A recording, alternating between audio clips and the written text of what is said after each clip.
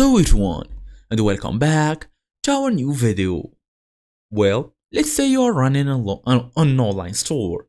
Charging the correct sales tax is super important.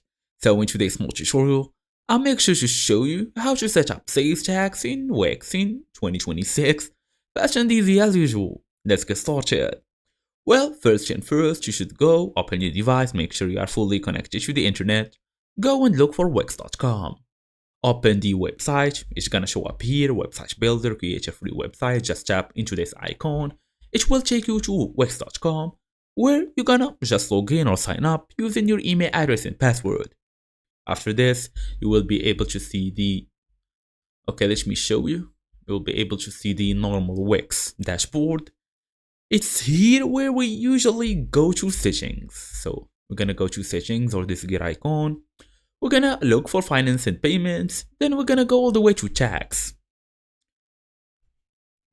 So as you see here, we have these options. They're gonna tell you tax locations. You will only be collecting tax for locations that appear in this list. You can add locations from here. You can use AI to help you set up the tax. As you see here, how you would like to collect tax. Tax should be added at the checkout, or tax is already included in my prices. It all depends on you. So for you guys who have automatic tax, if it's available in your region, tap on add location, then see if it's available.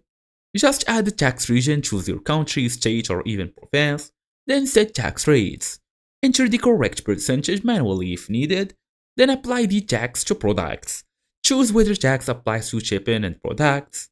Then save all of your settings and test the checkout by using a secondary account or whatsoever. And that's the main idea here. You can also always follow the local tax laws. You can see the news or whatever, so you can keep updating your website. And that's it.